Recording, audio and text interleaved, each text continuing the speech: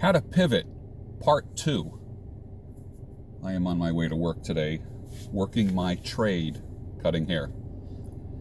And I woke up this morning early.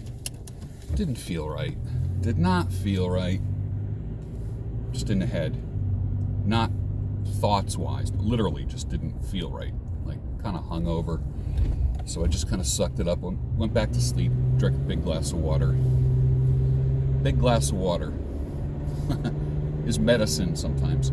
I am on my way to work now. I'm going to see a few clients today, do some services. Pretty happy about that. Day 2 of, like right now, as it is, the day job, 3 days a week, is gone as of yesterday. Unless I get an email today saying, yes, your exemption is being accepted, then I'll stay on and I'll go back on Monday. It'll be business as usual. But until then, what do? You sit back and you just wait for the guillotine to fall? No. Make moves. Take action. You set up deals. You start calling people. You let people know. I'm doing it through YouTube. I have friends already reaching out to me. You develop products. You need to move fast. If you sit back and crouch in the corner, you become a target for everybody. For the haters, they love to see it. For the people that love you but have no idea what to do, you just become a spectacle. But for those that are like, hey, you know what? I need someone who cuts hair. Hey, I need a good manager. Hey, I need somebody to do this for me. You seem like you'd fit right in. People start thinking about what roles I can play in their life. I like that, or in their business. The other thing is I start thinking about products that I've had on the back burner for many years. And I start thinking, well, maybe this will free me up to pursue product development. Maybe this will free me up to, like I said yesterday, just kind of dive in a little bit more into my bodybuilding program. At 61 years old. Maybe it's time to take this extra time and knock out that damn book that I wrote 3/4 of.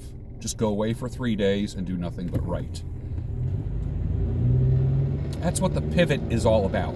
It's not about taking the punch.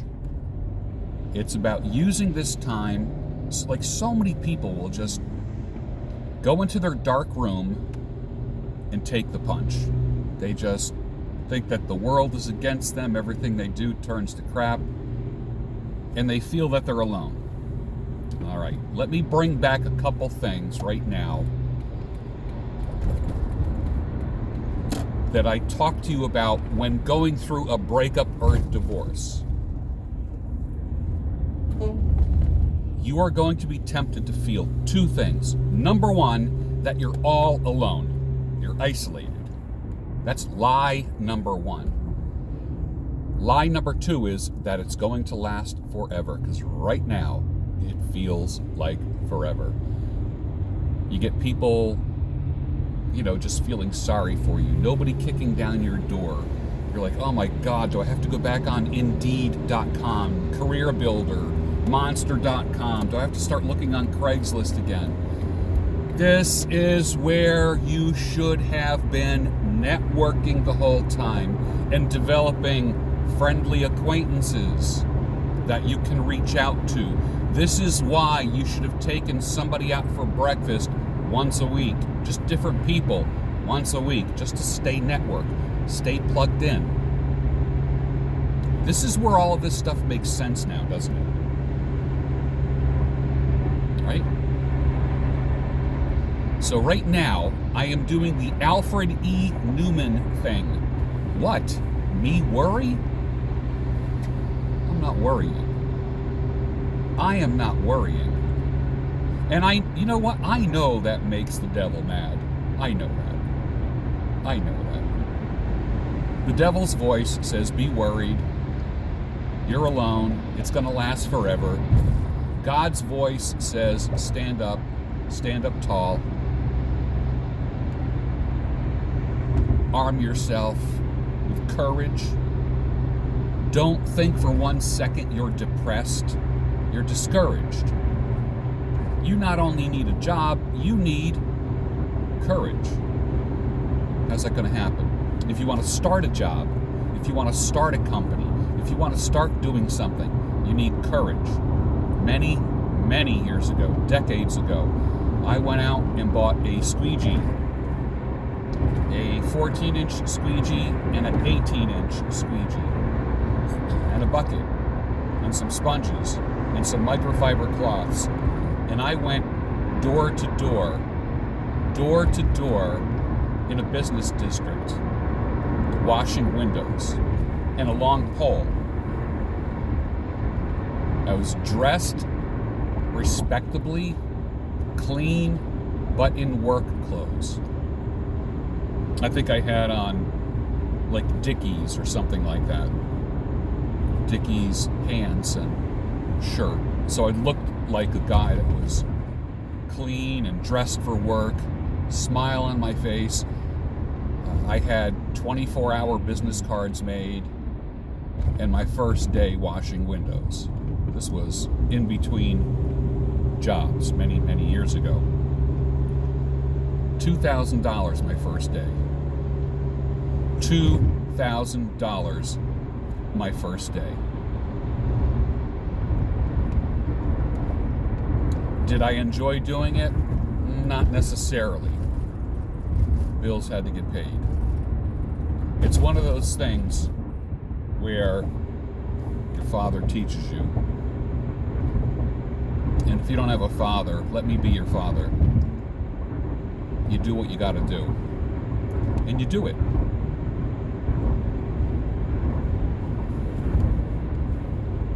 I've done some stupid things in my lifetime. I once was a costumed character. I once was a Superman character. Putting on a suit that gave me muscles, like literally the suit had like football player shoulders. And I put it on and had a cape and all that stuff. And I worked a promotional. I'm talking many years ago. I did not care. What I cared about was money in my hand at the end of the day.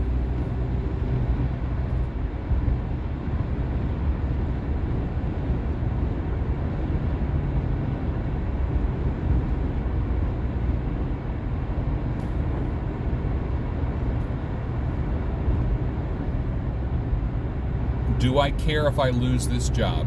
In a way, yes. Because it's unfortunately connected with my medical benefits. Which, lesson number 2 in this is independently seek out medical benefits. Independently. I do not believe that medical benefits, should be connected to your place of work. Don't believe that. I think you have to independently grab the bull by the horns, by the scruff of the neck, that medical bull, and wrangle it and tell it what to do, rather than your medical situation, just jump around from provider to provider. And if you're getting older and you're right before like Medicare age, what a pain in the neck. Who wants to hire an old guy? Who wants to hire an old gray guy? Old gray woman? Who? Tell me who. I don't know a lot of people that want to do that. This is what I want you to market. This is what I want you to promote. You are marketing intellectual capital. You aren't just an old guy that got a degree or an old gal that got a degree 40 years ago, 45 years ago. You have experience. So your resume is about your skills and experience, not about your alma mater. Okay? It's not about where you went to school. It's not about first few jobs. What are they going to do? Call a reference from 30 years ago? Come on. It's about problem, solution, outcome. During interviews, you talk about 3 different scenarios, 3 problems you had in your career, 3 solutions that you provided, and 3 outcomes that you created. You do that 3 times, you're going to blow them away. While they're staring at your resume, you're telling them about what you can do, not what you hope you can do. That's the beautiful thing about being a little bit older. You have a track record of accomplishments. You have a wall of trophies in your head that you can pull down at any time. We were $22 million in the red. I had 90 days to bring it up. So I did this, this, and this, X, Y, and Z. By the end of the fiscal year, I balanced the budget. I ended up hiring 12 new people, getting rid of 6 people that were just dead weight. And the company was doing fine. The department was doing fine. Wheel and deal, my brother and sister. Wheel and deal. You got this. Let me give you a list of things that are not excuses. Age. Well, I haven't done that in a long time. I haven't looked for a job in a long time. It's been a long time since I was a job seeker. Press the button.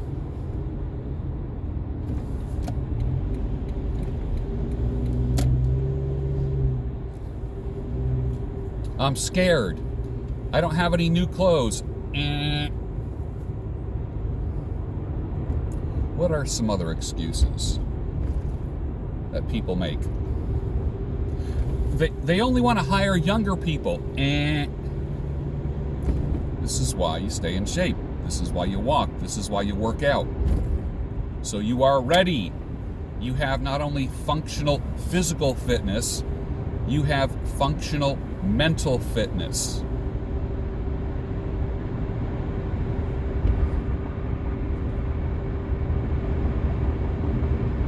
So I've taken on 2 more clients for a total of 12 clients that I coach.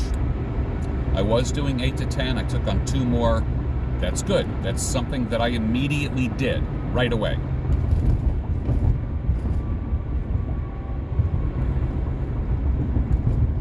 I'm looking at all my profit centers and the ones that have been slacking or haven't earned in a while. And I will be waking them up, slap, slap, slap, slap, slap, and waking them up out of their slumber. I will be looking for joint ventures with people. Do you want to go into business? Do you have an idea that you need someone who knows marketing and how to bring a product out? Guess who knows how to do that? Right here. Do you want to dominate your field and not just compete?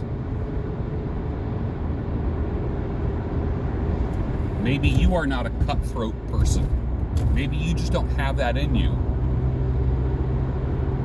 But you know somebody who is a cutthroat person and has 0 fear. And you are looking at him right now.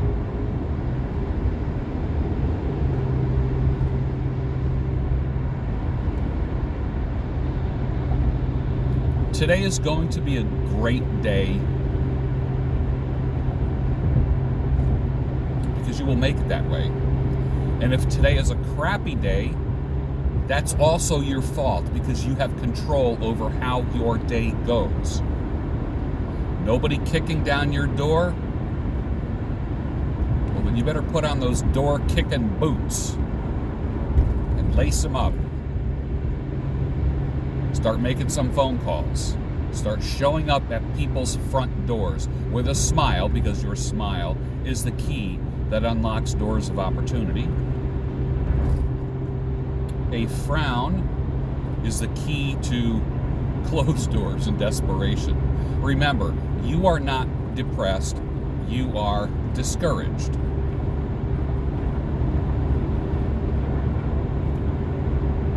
You got this, I got this.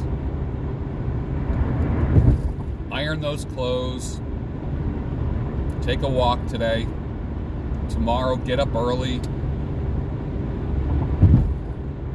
Reorient. Shake off all the hurt feelings. Shake them off. Literally. Shake them off. Shake them off. And start fresh. The only one who remembers the hurt feelings is you. No one else does. You are valuable in the marketplace, no matter who you are. The people that are against you are about 4%. 4%, what you are experiencing in the world right now is the result of 4% of the population in your state, in your country. How in the actual fucking hell can 4% control your life the way they do? There's only one reason. It's not because they got bigger guns and bigger knives. It's because you let them. Turn off the TV. Turn off the doom box. The fear delivery system. Put on my videos, the courage delivery system. 2022 is the year you get unstuck. Or is it?